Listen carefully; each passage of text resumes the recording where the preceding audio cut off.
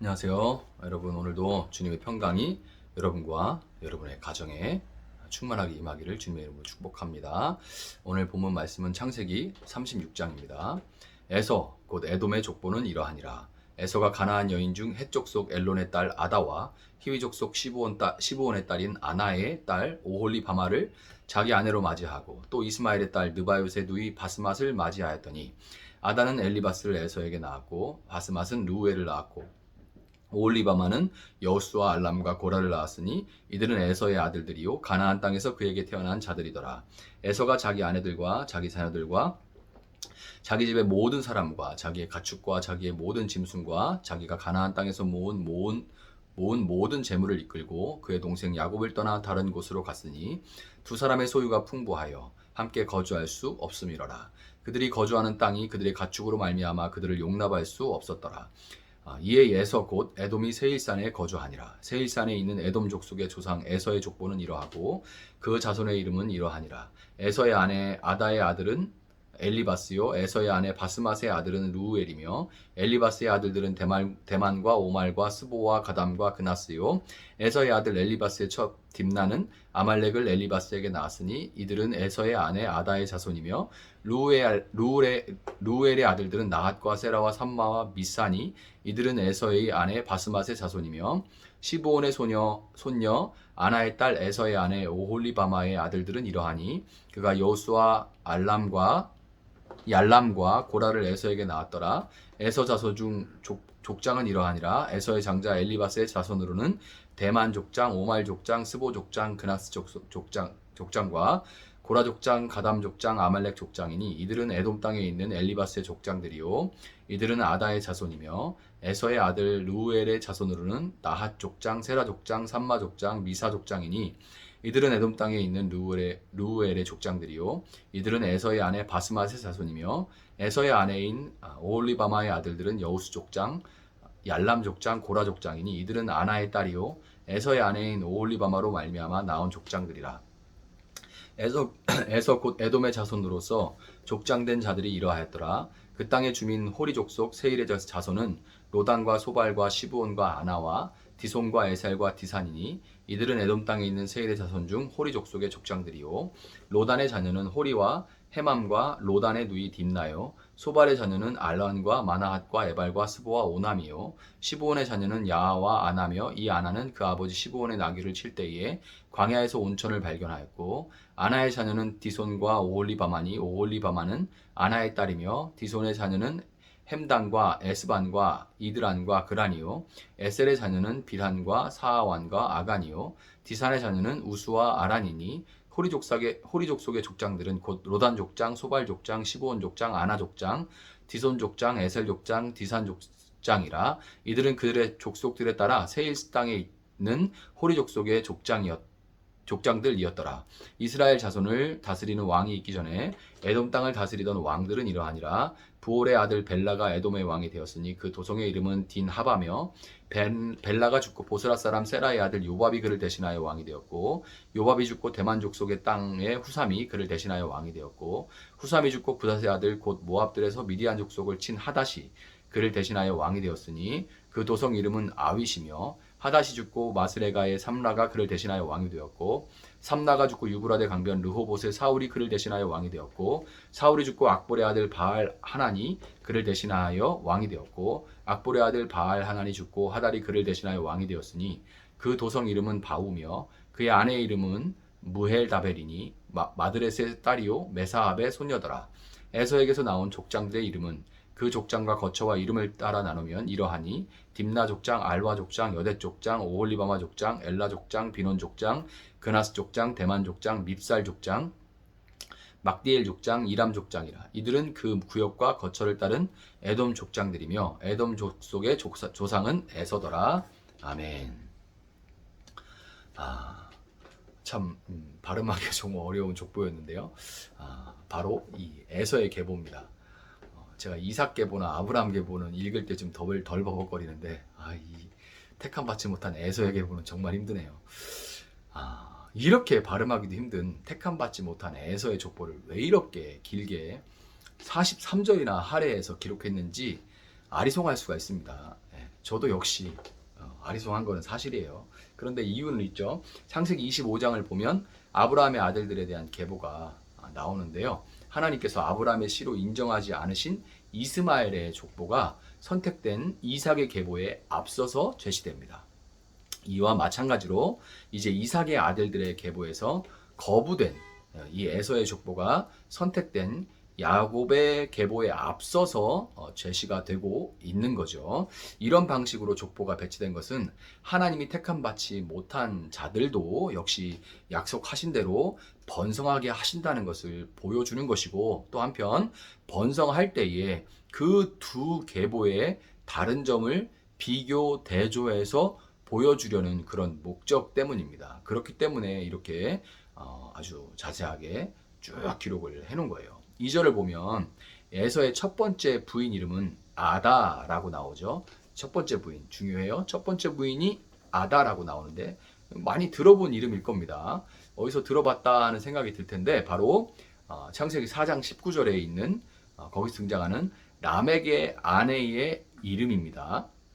성경이 의도적으로 이 에서를 라멕과 비교하면서 그의 족보가 바로 라멕으로부터 이어져 내려오는 뱀의 후손에 속해 있다는 것을 보여주고 있는 거예요. 6절을 보면 유목민 사냥꾼인 에서는 야곱이 마므레로 아버지의 땅으로 돌아오기 전에 세일산을 이미 어느 정도 점유해 놓은 상태였음에도 불구하고 야곱이 돌아올 때까지는 아직은 그의 조상의 땅을 떠나서 비워놓지 않았다는 것을 우리가 알 수 있습니다. 그렇지만 하나님께서 에서와 야곱 모두에게 축복을 부어주셨을 때 에서는 아브라함과 롯의 이야기에서 롯이 그랬던 것처럼, 아주 유사한 이야기예요. 롯이 그랬던 것처럼 더 큰 번영을 추구해서 약속의 땅을 떠나버리고 말았습니다. 꼭 초장의 문제로 인해서 같이 있을 수가 없어서 갈라졌다면 꼭 그 세일 땅, 가나안 땅의 외곽의 세일을 벗어난 세일 땅이 아니라 가나안 땅 내에서 다른 곳으로 가도 될 텐데, 그 약속을 정말 붙들고 있었다면. 근데 그는 그 약속 땅을 떠나버리고 말았죠. 이 롯과 에서가 보이지 않는 하나님의 약속보다 자기 눈에 보기 좋은 대로 살았던 것에 반해서 자신들의 미래를 하나님께, 그 하나님의 약속에 걸었던 거룩한 백성의 족장들은 때로 실패하고 넘어져서 애굽으로 또 블레셋으로 이렇게 내려가기도 하지만 결국에는 다시금 그들의 발걸음을 약속의 땅으로 향해 간다는 것을 우리가 볼 수가 있습니다. 이런 차이가 있는 거예요. 창세기 37장 1절은 야곱이 가나안 땅, 곧 그의 아버지가 거류하던 땅에 거주하였으니 이렇게 시작을 해요. 이렇게 시작을 하면서 야곱의 족보를 분명하게 에서의 그것과 구별하는 것을 볼 수가 있습니다. 창세기 36장 9절부터 14절에는 에서로부터 나온 12명의 아들들과 이 손자들의 이름이 등장을 합니다. 그것도 세보면 12명이에요. 이것은 분명하게 이스라엘의 12아들, 즉 12지파에 필적하게 이 12지파 그리고 그에 반하는 이 에서의 12지파를 이렇게 대조해 놓은 거예요.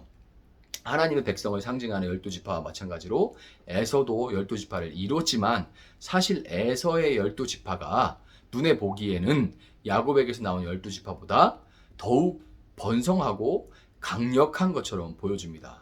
31절은 이스라엘 자손을 다스리는 왕이 있기 전에 에돔 땅을 다스리던 왕들이 있었다고 그렇게 말을 하죠. 자, 이것을 볼 때 이스라엘이 아직도 느슨한 부족 연맹체를 벗어나지 못하고 있을 때 에돔은 왕을 중심으로 한 강력한 중앙 집권 체제를 갖춰서 그걸 바탕으로 부강한 나라를 이루어가고 있었다는 것을 보여주는 겁니다. 그런데 여러분, 사실 창세기 36장에 등장하는 이 에서의 족보는 두 번 중복이 돼요. 아까 제가 읽었던 것들 여러분 집중해서 보셨다면 앞에 나왔던 이름이 뒤에 또 나옵니다. 중복되는 거예요.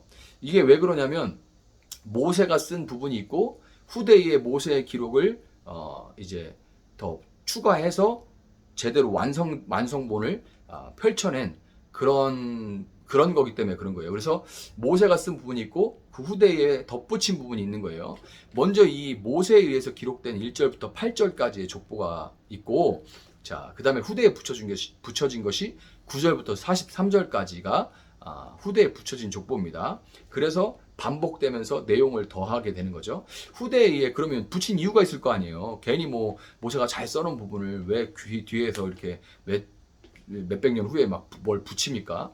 이 뒤에 덧붙여진 족보는 다윗이 에돔을 정복했던 시기 혹은 솔로몬이 하닷이라는 이 사람을 하닷과 부딪혔던 그 시기가 있었는데 그때 그 시기에 이르러서 기록된 것으로 보입니다. 그러니까 8절까지는 모세가 써놨고 그 뒤로 다윗이 에돔을 정복했을 때 혹은 솔로몬이 하닷과 분쟁할 때 그런 시기에 이르러서 기록된 것으로 보여지는데요. 이 덧붙여진 부분을 통해서 제가 뭐라겠어요? 다윗이 에돔을 정복했다고 얘기했죠. 이 부분을 통해서 이 족보를 덧붙여서 보여주고 싶은 게 뭐냐면 에서가 더 강성해 보였지만 하나님의 약속대로 약속했을 대로 뭐라겠어요?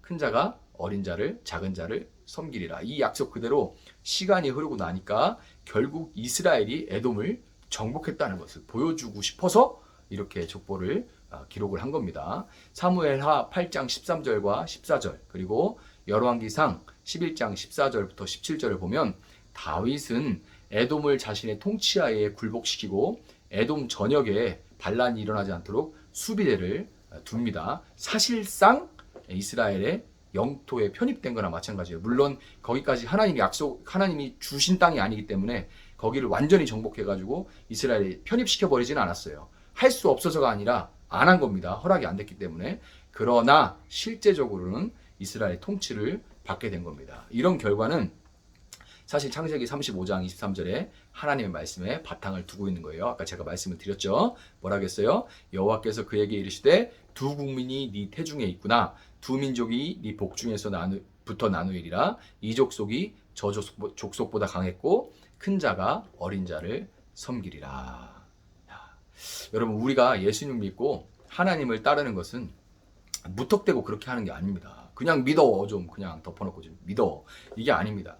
기독교는 결단코 이 맹신을 강요하거나 또 막 괜히 두려움을 막 줘가지고 두려움 가운데 막 사로잡혀가지고 막 이게 믿는 건지 붙들린 건지 이렇게 모르게 만드는 그런 종교가 절대 아니라 철저하게 오랜 역사적인 근거를 보여주면서 믿음을 선택할 수 있도록 하는 그런 역사의 바탕을 둔 종교예요.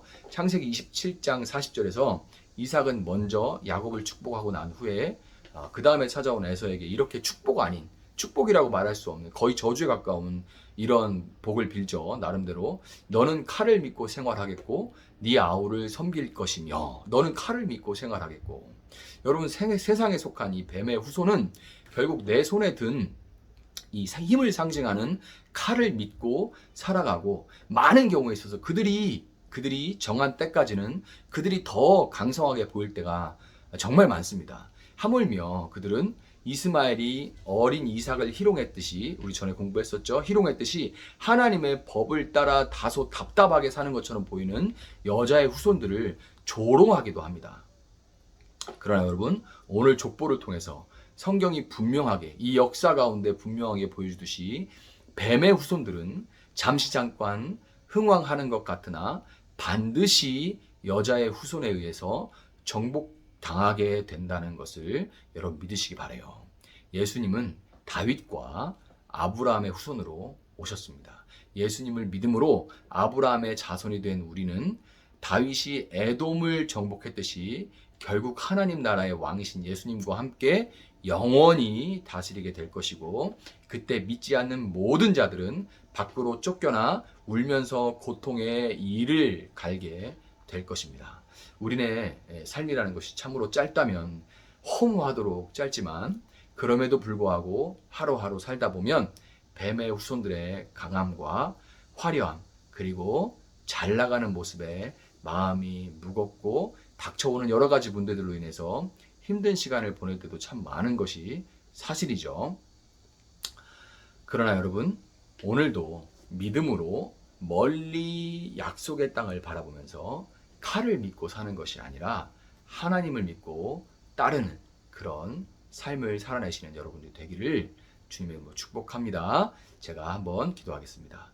사랑하신 하나님 감사합니다. 오늘 이 계보를 통하여서 두 민족, 태중으로부터 나뉜 두 민족이 하나님의 약속하신 그 말씀에 따라 큰 자가, 더 강한 자가, 힘센 자가, 작은 자, 어린 자, 연약한 자, 아무것도 없어서 하나님만 붙들 수밖에 없는 그 작은 자를 섬기게 될 것이다 라고 약속하신 그 약속이 역사 가운데 어떻게 이루어졌는지를 우리가 보았습니다.